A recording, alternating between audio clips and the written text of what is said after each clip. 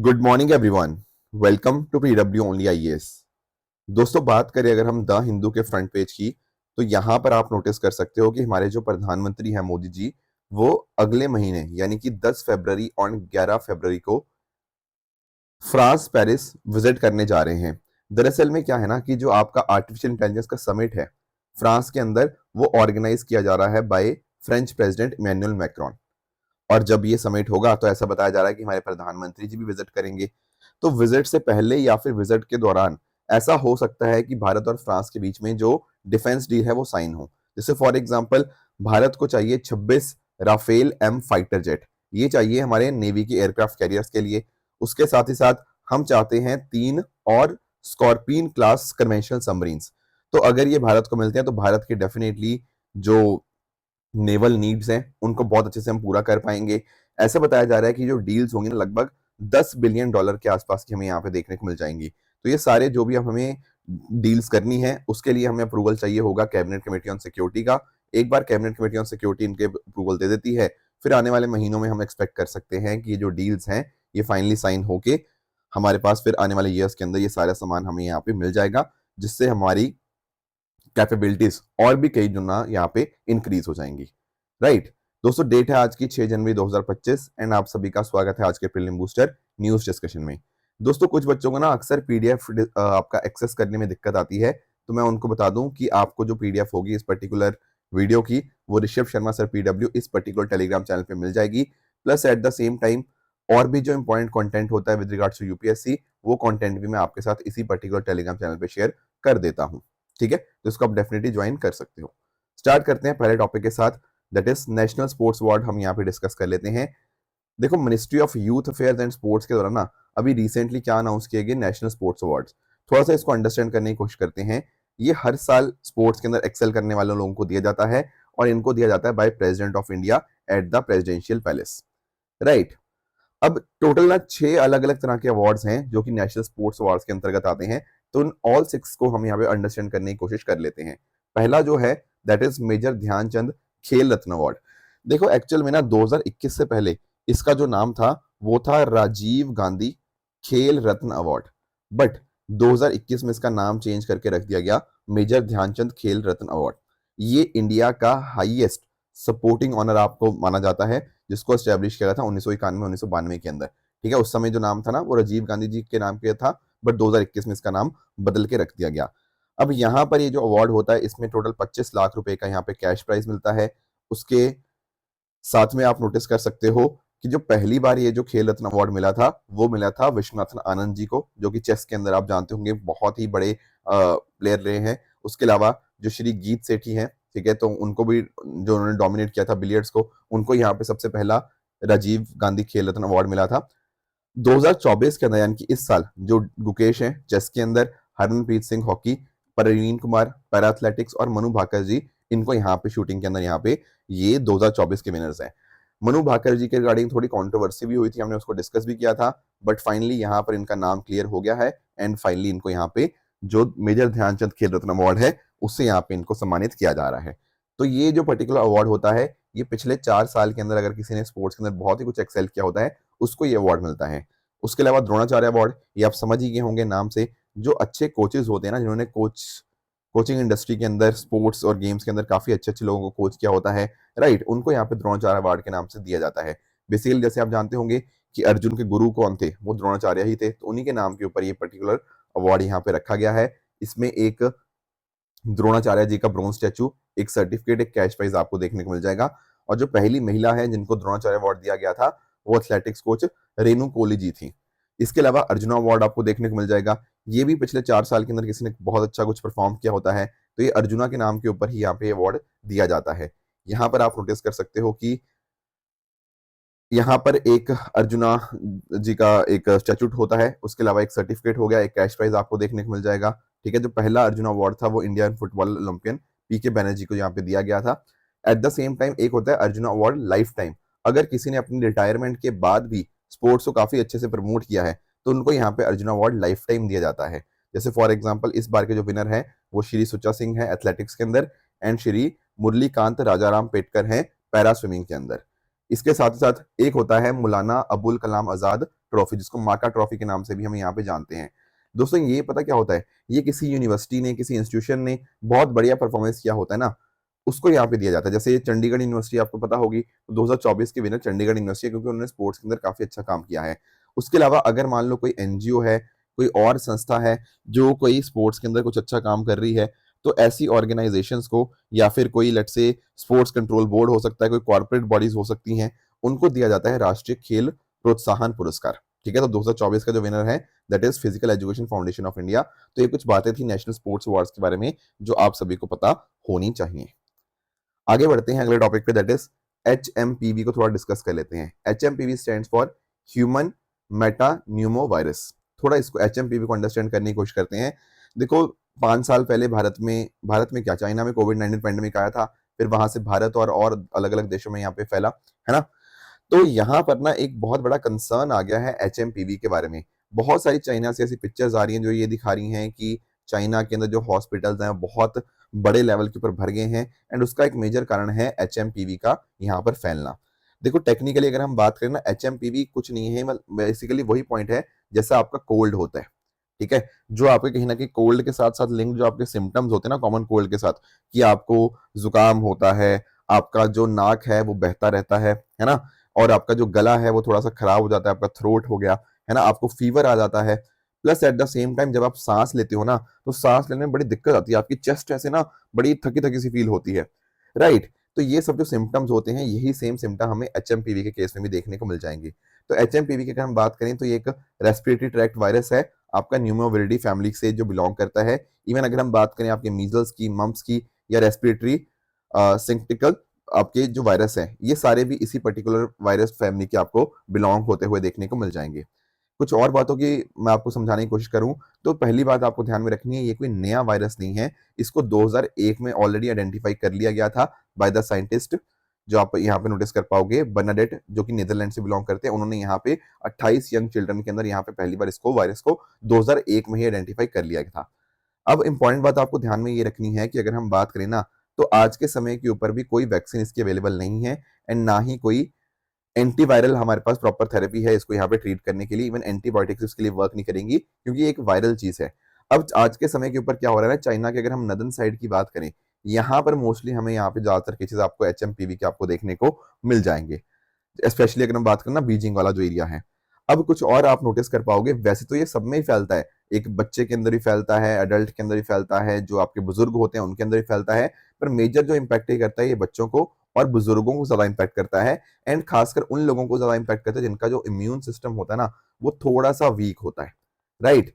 And आप notice कर पाओगे कि जो 10 से 12% आपके जो रेस्पिरेटरी इलनेस है चिल्ड्रन के अंदर, वो कहीं ना कहीं HMPV से ही यहाँ पे कॉज होते हैं। इसके फैलने की क्षमता ज्यादातर कहाँ पे होती है, जब थोड़ा सा सर्दी होती है और जो अर्ली स्प्रिंग का समय होता है, वहां पर उस टाइम के ऊपर ये ज्यादा फैलता है। मैंने आपको उसके सिम्टम्स बता ही दिए। इसके अलावा एक चीज होती है इंक्यूबेशन पीरियड। इंक्यूबेशन पीरियड का मीनिंग ये होता है कि लेट से आप ना डिजीज के साथ एक्सपोज कब हुए, राइट, जो ऑर्गेनिज्म था उसके साथ एक्सपोज कब हुए, एंड कब जाके आपके सिम्टम्स आने शुरू हुए, राइट। तो 3 से 6 दिन का समय लग सकता है सिम्टम्स आने के अंदर। ठीक है, तो ये सारे सिम्टम्स यानी आपको जाए, जैसे आपका नोज हो गया, सोर थ्रोट हो गया, ये सब आपको सिम्टम्स इसका उस केस में देखने को मिल जाएंगे। इसके साथ ही साथ एक इंसान से क्या ये दूसरे इंसान में फैल सकता है? The answer is yes. हो सकता है किसी इंसान के छींकने की वजह से, ठीक है, किसी इंसान के खांसने की वजह से, या अगर हम टच करें, जैसे फॉर एग्जांपल लेट्स से किसी पर्सन के साथ हम लोग कांटेक्ट में आ गए, उसके साथ हैंड शेक किए, या उसको हक किया, या फिर एक डोर नॉब को टच किया जो कि इन्फेक्टेड था, या एक फोन या कीबोर्ड को टच किया जो कि इन्फेक्टेड था, तो ऐसे डायरेक्टली भी ट्रांसमिशन यहाँ पे डेफिनेटली यहाँ पे HMPV का यहाँ पे पॉसिबल है। इसके कॉम्प्लिकेशन की बात करें ना, कि होता तो देखो कॉमन कोल्ड ही है, पर अगर मान लो कि बहुत ही ज्यादा सीरियस हो जाता है, तो इस केस में और भी बहुत सारी बीमारियां हो सकती हैं, जैसे फॉर एग्जांपल ईयर इन्फेक्शन हो गया, अस्थमा हो गया, निमोनिया हो गया, ब्रोंकाइटिस हो गया, ये सब और समस्याएं हो सकती है, जिस वजह से फिर कहीं ना कहीं हॉस्पिटल में बंदे को यहाँ पे हमें उसको एडमिट करवाना यहाँ पे पड़ सकता है। ठीक है, तो नॉर्मली क्या होता है, ओवर द काउंटर मेडिकेशन की यहाँ पे जरूरत होती है, ताकि जो दर्द है, जो पेन है, उसको हम यहाँ पे रिलीव कर पाए। Plus at the same time कई बार डीकंजेस्टेंट की भी जरूरत होती है। डीकंजेस्टेंट एक तरह की मेडिसिन ही होती है जो आपके जो नोज का कंजेशन है उसको रिमूव करने के अंदर मदद करती है। कई बार आपका होता नहीं कि आपका नाक एक तरह से जम्स आ जाता है, ठीक है, स्वेलिंग सी हो जाती है ब्लड वेसल्स के अंदर, उसको ठीक करने के अंदर डीकंजेस्टेंट का बहुत इंपॉर्टेंट रोल होता है। तो आज के समय के ऊपर ना, क्योंकि हमारे पास टेस्टिंग टेक्नोलॉजी काफी स्ट्रॉन्ग आ चुकी है, मॉलिक्यूलर डायग्नोस्टिक टेस्टिंग, उस वजह से भी क्या हुआ है कि हमें इस चीज के बारे में, एचएमपीवी के बारे में थोड़ी और अवेयरनेस है, उसको हम अच्छे से आइडेंटिफाई कर पा रहे हैं। देखो, डब्ल्यूएचओ का एक वॉश हाइजीन है जो बात करता है वाटर, सैनिटेशन और हाइजीन की। अगर हम ये वॉश को हम मेंटेन कर रहे हैं, कहीं ना कहीं हम नोटिस कर सकते हैं कि इसकी जो ट्रांसमिशन है उसको हम काफी हद तक कम कर सकते हैं। जैसे फॉर एग्जांपल, जैसे कि मान लो हाथ धोना हो गया, प्रिवेंटिव डिजीज को एक तरह से रोकना हो गया, अपने फीट्स को वॉश करना हो गया, अपना क्लीननेस अगर हम रखेंगे ना, तो कहीं ना कहीं हम नोटिस कर सकते हैं कि एचएमपीवी को थोड़ा सा कम किया जा सकता है। Plus at the same time, अगर मान लो कोई इन्फेक्टेड पर्सन है, उससे थोड़ी सी हम दूरी बना के रख सकते हैं। अगर हम मास्क पहन सकते हैं तो इससे फायदा होगा। एंड आप नोटिस कर पाओगे कि अगर किसी पर्सन को ऑलरेडी कुछ ना कुछ बीमारियां हैं, उसका इम्यून सिस्टम ऑलरेडी वीक है, तो उन पर्सन को थोड़ा सा एक्स्ट्रा कॉशियस रहना पड़ेगा इन पर्टिकुलर केसेस के अंदर, ताकि वो एचएमपीवी से यहाँ पे बच पाए। तो आई होप एचएमपीवी आप लोगों को समझ आ गया होगा। नेक्स्ट चलते हैं अगले टॉपिक की तरफ, दैट इज विंटर चार धाम यात्रा। देखो, जब हम चार धाम की बात करते हैं ना, तो आप लोगों ने चारों धामों के बारे में सुना होगा। एक तो है बद्रीनाथ टेम्पल, जो कि उत्तराखंड के अंदर हमें देखने को मिल जाएगा। उसके अलावा द्वारका के अंदर आपको Dwarkadhish temple, Gujarat, right, Rameswaram temple आपको देखने को मिल जाएगा तमिलनाडु के अंदर, एंड लास्टली आपको जगन्नाथ टेम्पल देखने को मिल जाएगा पुरी के अंदर। ये चारों चीजें आपको पता होंगी, ये हैं भारत के चार धाम। पर जब हम बात करते हैं ना उत्तराखंड की, तो उत्तराखंड के अंदर भी आपको चार धाम देखने को मिल जाते हैं, या फिर कई बार ना उनको हम लोग छोटा चार धाम के नाम से भी जानते हैं, राइट। एंड अगर मैं इन चारों धामों की बात करूं जो उत्तराखंड के अंदर है, वो कौन से हैं? आपका गंगोत्री, यमुनोत्री, केदारनाथ और बद्रीनाथ, राइट। ये चारों के बारे में भी आप लोगों ने सुना होगा, ये है छोटा चार धाम, ठीक है। अब जो छोटा चार धाम की अगर मैं बात करूं, या उत्तराखंड के चार धामों की बात करूं, तो यहाँ पर आप नोटिस कर पाओगे यार, यहाँ तो बहुत सारे लोग विजिट करने आते हैं। बिल्कुल सही बात है। और मेजरली ये विजिट कब करेंगे? ये विजिट करते हैं मई से लेकर नवंबर के समय के ऊपर, है ना। इस टाइम के ऊपर लोग जो आते हैं, जो श्रद्धालु आते हैं, वो यहाँ पे चारों जगह यहाँ पे विजिट करते हैं। नवंबर के बाद क्यों नहीं विजिट करते? क्योंकि भाई नवंबर के बाद होती है बहुत ज्यादा बर्फबारी। बर्फबारी होगी तो उस वजह से क्या होगा, यहाँ विजिट करना पॉसिबल नहीं हो पाता, इनको बंद कर दिया जाता है उन टाइम के ऊपर। तो यहाँ पर सरकार ने क्या पता क्या किया है, जो इनके जो डीटीज होते हैं, है ना, उनको क्या किया जाता है, उनको शिफ्ट कर दिया जाता है। मतलब जो भी मूर्तियां हैं, जो भी वहां पे भगवान है ना, उनको शिफ्ट कर दिया जाता है दूसरी जगहों के ऊपर। आप पूछोगे कौन सी जगह के ऊपर शिफ्ट किया जाता है?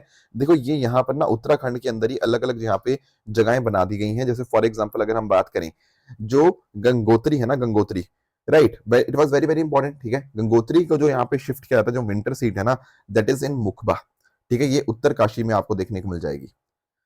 उसी तरह से अगर मैं बात करूं यमुनोत्री की, यमुनोत्री को यहाँ पे जो वहां पे डीटीज होती हैं, उनको शिफ्ट किया जाता है टू खारसली। ये भी आपको उत्तरकाशी में आपको देखने को मिल जाएगा। ये बेसिकली आप ऐसा कह सकते हो कि जो भगवान है उनकी जो विंटर सीट है ना, वो आपको इन जगहों पे देखने को मिल जाएगी। उसी तरह से अगर मैं बात कर रहा था बद्रीनाथ की, तो बद्रीनाथ को यहाँ पे जो डिटीज हैं, उनको शिफ्ट किया जाता है पंडुकेश्वर, राइट, जो चमोली में आपको देखने को मिल जाएगा। एंड लास्टली अगर मैं बात करूं केदारनाथ की, तो केदारनाथ में जो विंटर सीट आपको देखने को मिल जाएगी, वो आपको जो ओमकारेश्वर टेम्पल है ना, इन उखीमठ, ठीक है, यहां पर शिफ्ट कर दिया जाता है। इससे क्या होगा, इससे आप एक चीज अंडरस्टैंड कर पाओगे कि यहां पर इसके माध्यम से क्या होगा कि सर्दियों के समय के ऊपर भी जो श्रद्धालु हैं, वो यहाँ पर इनको विजिट कर पाएंगे। इससे स्टेट की इकोनॉमी बूस्ट होगी, एंड लेसर नोन डेस्टिनेशन को भी हम यहाँ पे शोकेस कर पाएंगे। क्योंकि आप नोटिस करो, ये जो चारों जगहें थी, यहाँ पर सर्दियों में जाना थोड़ा मुश्किल वाला काम रहता है। तो बट जो लोअर एल्टीट्यूड के ऊपर ये सारी लोकेशंस थी, वो तो वहां पर तो श्रद्धालु जा ही सकते हैं। तो इस तरह से क्या होगा, कहीं ना कहीं श्रद्धालु भी पूरे साल भर विजिट कर पाएंगे अपने जो जहां पे उनकी श्रद्धा थी। Plus at the same time ये जो ऐसी डेस्टिनेशन जहां पे श्रद्धालु थोड़े कम जाते हैं, अब वहां पर भी जाएंगे तो डेफिनेटली टूरिस्ट आने की वजह से वहां की जो इकोनॉमी है ना, वो भी अच्छे से और प्रॉस्पर कर पाएगी। तो this is the winter abodes of Char Dham, जो आपको यहाँ पे पता होने चाहिए। ये लोअर एल्टीट्यूड श्राइन्स हैं उत्तराखंड के अंदर ही जो हमें देखने को मिल जाते हैं। तो एक विल्टन पिलग्रिमेज सर्किट यहाँ पे लॉन्च किया गया है उत्तराखंड सरकार के द्वारा, ताकि विंटर मंथ्स के समय के ऊपर भी टूरिस्ट इस तरह से यहाँ पे मूव कर पाए। तो इस तरह से आइडल्स को, सिंबल्स को, आपके जो नियर बाय टेम्पल्स होते हैं उनकी तरफ यहाँ पे शिफ्ट कर दिया जाता है, ताकि आप नोटिस कर पाओगे कि विंटर्स के समय के ऊपर भी वो ओपन रह पाए।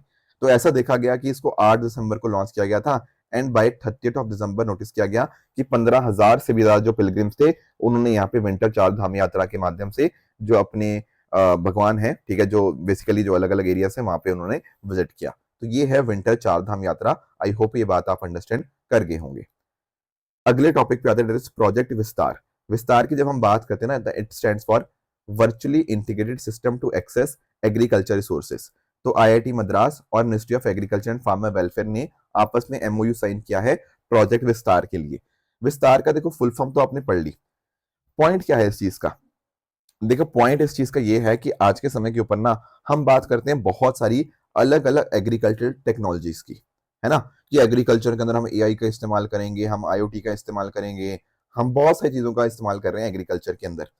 और हम लोग ने ना अपनी इकोनॉमी के अंदर पढ़ा भी है कि ई टेक्नोलॉजी का इस्तेमाल डेफिनेटली एग्रीकल्चर के अंदर बहुत अच्छे से किया जा सकता है। उससे एग्रीकल्चर प्रोडक्टिविटी को या यील्ड को आप कई गुना इंक्रीज कर सकते हो।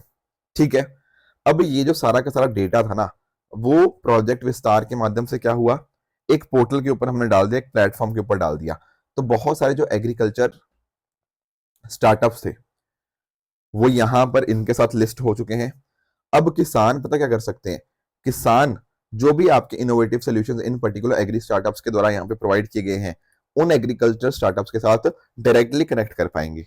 उससे क्या होगा, उससे किसानों को और आइडिया मिल पाएगा कि मार्केटिंग स्ट्रेटेजीज कैसी होनी चाहिए, ठीक है। और इसके अलावा क्रॉप प्रोडक्शन टेक्निक्स हो गया, वैल्यूएडिशन प्रोसेस हो गया, सप्लाई चेन मैनेजमेंट हो गया, ये अलग अलग एरियाज कवर हो जाएंगे।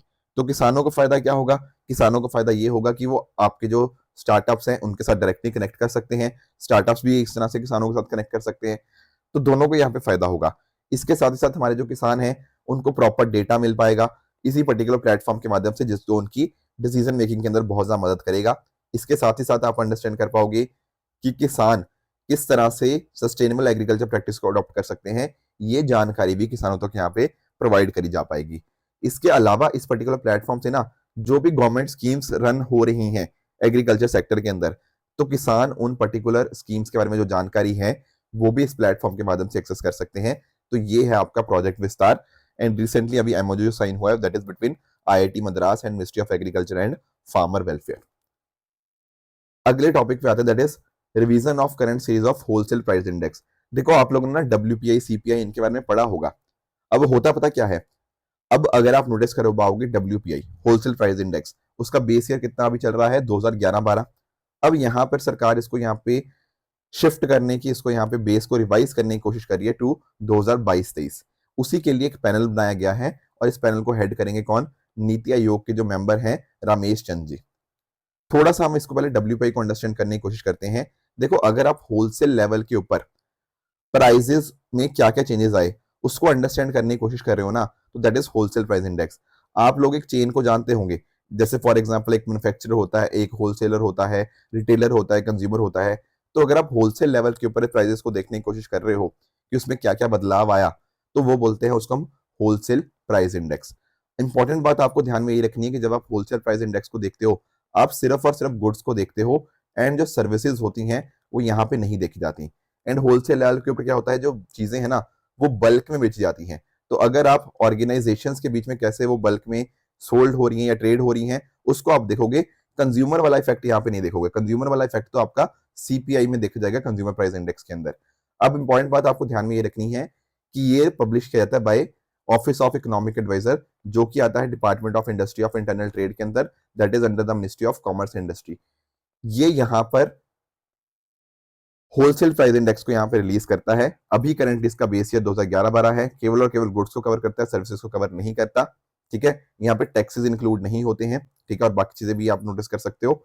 एंड इंपॉर्टेंट बात आपको ध्यान में रखनी है कि इसका जो सबसे इंपॉर्टेंट जो वेटेज है वो गिवन है to the manufacture products, followed by primary articles, followed by fuel and power. तो इस तरह से एक होलसेल प्राइस इंडेक्स की बास्केट होती है। उस बास्केट के अंदर अलग अलग कमोडिटी को अलग अलग हमने यहाँ पे वेटेज दे रखी है। फिर कैसे कैसे उस पर्टिकुलर बास्केट के प्राइसेस चेंज होते हैं, उस तरह से यहाँ पे हमें पता लगता है कि कैसे कैसे इन्फ्लेशन हमें देखने को मिल जाएगी। तो आप नोटिस कर सकते हो कि यहाँ पर डब्ल्यूपीआई भी इनफैक्ट जो प्रोड्यूसर प्राइस इंडेक्स होता है उसका भी बेस ईयर यहाँ पे हम चेंज करने की कोशिश कर रहे हैं। तो आप अंडरस्टैंड कर सकते हो कि ये जो पर्टिकुलर जो पैनल बनाया गया है ये यहाँ पे सारे के सारे काम करेगा, मेथोडोलॉजी को देखेगा और क्या कंपटीशन के अंदर क्या क्या चेंजेस करने हैं वो सारी चीजें यहाँ पे इसके द्वारा यहाँ पे देखी जाएगी। तो आने वाले समय के अंदर हो सकता है कि इसका जो बेस ईयर है वो चेंज कर दिया जाए। अगला दोस्तों हमारे सामने टॉपिक है, that is regarding IDA, island development agency. बहुत ही इंपॉर्टेंट ये चीज बन जाती है। आप नोटिस करते हो जैसे लक्षद्वीप हो गया, अंडमान एंड निकोबार हो गया, राइट, यहाँ पर आपको बहुत सारे आइलैंड्स आपको देखने को मिल जाते हैं। तो इन आइलैंड्स का हम कंप्लीट डेवलपमेंट कैसे कर सकते हैं, उसी लिए ना 2017 के अंदर हमने एक एजेंसी बनाई, that is island development agency.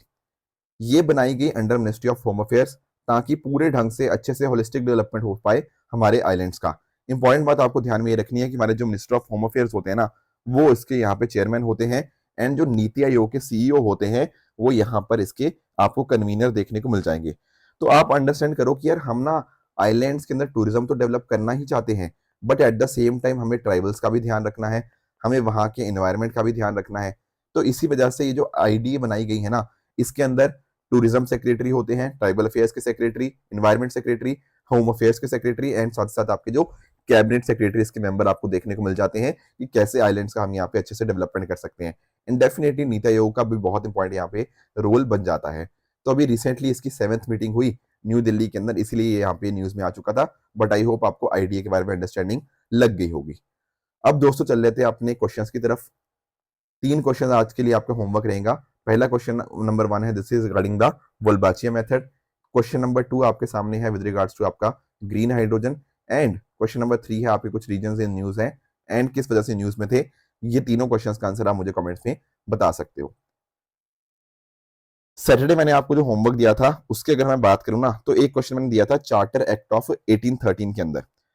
अब जब 1813 की चार्टर एक्ट की बात करते हैं ना, तो सबसे इंपॉर्टेंट बात तो यहाँ पे यही थी कि जो ईस्ट इंडिया कंपनी की जो मोनोपोली थी ना, वो यहाँ पे खत्म कर दी गई थी, पर एक्सेप्ट फॉर 2 थिंग्स। कौन सी 2 चीजें थी? एक तो थी ट्रेड इन टी एंड दूसरी थी ट्रेड इन चाइना। तो ये वाली बात जो है ना, ये तो बिल्कुल करेक्ट है, ये 1813 के अंदर ही बात कही गई थी। दूसरी बात जो कह रहा है कि इससे कहीं ना कहीं जो सॉवेरेनिटी है of the British crown over the Indian territories, इसको असर्ट कर दिया गया था, ये बात भी सही है। पर अगर आप तीसरे स्टेटमेंट की बात करो, यहाँ पर कह रहा है कि भारत के जो रेवेन्यू थे वो अब ब्रिटिश पार्लियामेंट द्वारा कंट्रोल किए जा रहे थे। क्या ये बात करेक्ट है? The answer is no. दरअसल में ना 1784 के अंदर एक एक्ट आया था। कौन सा एक्ट? Pitt's India act.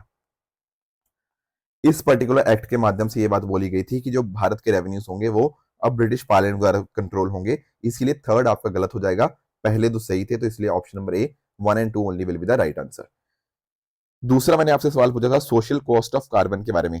देखो, सोशल कॉस्ट ऑफ कार्बन का मतलब ये होता है कि अगर आप लेट से 1 ton of carbon dioxide emissions करते हो ना 1 साल के अंदर, इसका कितना इंपैक्ट होता है, what is the long term monetary value या लॉन्ग टर्म मॉनेटरी डैमेज जो कि आप कॉस्ट करोगे।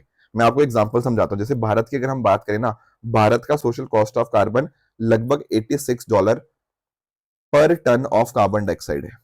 क्या मतलब इस चीज का? इस चीज का अर्थ ये है कि अगर मान लो हम 1 extra ton of carbon dioxide यहां पे अगर हम अमिट करते हैं ना, तो इस वजह से हमारी अर्थव्यवस्था को, हमारी इकोनॉमी को कितना लॉस होता है? $86 का। Do you understand this point? तो ये है social cost of carbon, and इसका अगर आप ऑप्शन देखोगे तो option number A, long term damage done by the 1 ton of carbon dioxide emission in a given year, ये होता है सोशल कॉस्ट ऑफ कार्बन। तो ऑप्शन ए इसका सही जवाब हो जाएगा। एक और होमवर्क दिया था मैंने आपको यहाँ पे कि डिमांड पुल इन्फ्लेशन में से किससे यहाँ पे होती है। देखो, इन्फ्लेशन की अगर हम बात करें तो आप लोगों ने नोटिस किया ही होगा, एक होता है डिमांड पुल की हम बात करते हैं, एक हम कॉस्ट पुश की बात करते हैं, है ना। कॉस्ट पुश के अंदर क्या होता है? जैसे आपका मान लो किसी की वेजेस बढ़ गई या राइट कोई और कारणों की वजह से, मतलब उस प्रोडक्ट की अगर कॉस्ट बढ़ जाए, उससे कहीं ना कहीं अगर महंगाई है वो कॉस्ट पुश हो गया, एंड लोगों के हाथ में अगर खूब पैसा है एंड वो डिमांड ज्यादा कर रहे हैं, उससे महंगाई बढ़ रही है, तो वो डिमांड पुल इन्फ्लेशन हो जाता है। जैसे मान लो अगर सरकार एक्सपेंशनरी पॉलिसीज अपना करती है, एक्सपेंशनरी पॉलिसी से क्या होगा? लोगों के हाथ में पैसा खूब जाएगा, लोग ज्यादा डिमांड करेंगे, तो डेफिनेटली इससे डिमांड पुल इन्फ्लेशन ही होगी। फिस्कल स्टिमुलस की बात करें तो यहाँ पर लोग सरकार क्या कर रही है? सरकार कहीं ना कहीं टैक्सेस को कम कर रही है एंड स्पेंडिंग को बढ़ा रही है। यही तो होता है फिस्कल स्टिमुलस। इससे भी क्या होगा? इससे भी लोगों के हाथ में पैसा ज्यादा जाएगा and that will lead to demand pull inflation. अगर हम बात करें इन्फ्लेशन इंडेक्सिंग वेजेस की, अब जब हम बात करते हैं ना वेजेस की, तो मान लो कि पर्टिकुलर कोई कंपनी के कुछ वर्कर्स थे, उन वर्कर्स की वेजेस बढ़ गई बिकॉज ऑफ इन्फ्लेशन।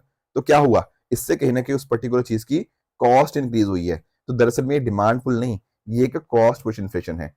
चौथे की बात करें, हायर परचेजिंग पावर, यहां पर भी क्या है, लोगों के हाथ में पैसा ज्यादा है, तो ये भी डिमांड पुल इन्फ्लेशन को कॉज करेगा। बाकी अगर हम बात करें इंटरेस्ट रेट बढ़ाने की, इंटरेस्ट रेट बढ़ाने से तो इन्फ्लेशन आपकी कम होती है, इसलिए पांचवा स्टेटमेंट आपका गलत हो जाएगा। तो option number A 1, 2 and 4 will be the right answer. अब दोस्तों बात कर लेते हैं अपने ट्रू एंड फॉल्स स्टेटमेंट्स की। या आपके सामने कुछ स्टेटमेंट्स है, आप बता सकते हैं इनमें से कौन सा ठीक है, कौन सा गलत है, राइट। एंड जो मैंने आपको सैटरडे होमवर्क दिया था, एक था आईएमडी के बारे में। आईएमडी के बारे में जो स्टेटमेंट्स हैं, डेफिनेटली बिल्कुल यहाँ पे करेक्ट आपको देखने को मिल जाएगी। बालास कैट की अगर हम बात करें तो ये डेफिनेटली ये भी आपका शेड्यूल 1 के अंतर्गत ही है। अगर हम बात करते हैं राइट टू प्रॉपर्टी की ना, तो ये 42nd अमेंडमेंट से नहीं बल्कि 44th अमेंडमेंट जो हुआ था 1978 के अंदर, उसके माध्यम से इसको फंडामेंटल राइट से हटा दिया गया था। बट आज के समय भी ये क्या है, this is the constitutional right, आज के समय में देखने को मिल जाता है, इसीलिए ये स्टेटमेंट भी आपका इनकरेक्ट हो जाएगा। तो दोस्तों ये थी आज की डिस्कशन। इसी तरह से आप भी अपने एंड पे हार्डवर्क करते रहिए। Thank you so much for joining. All the very best.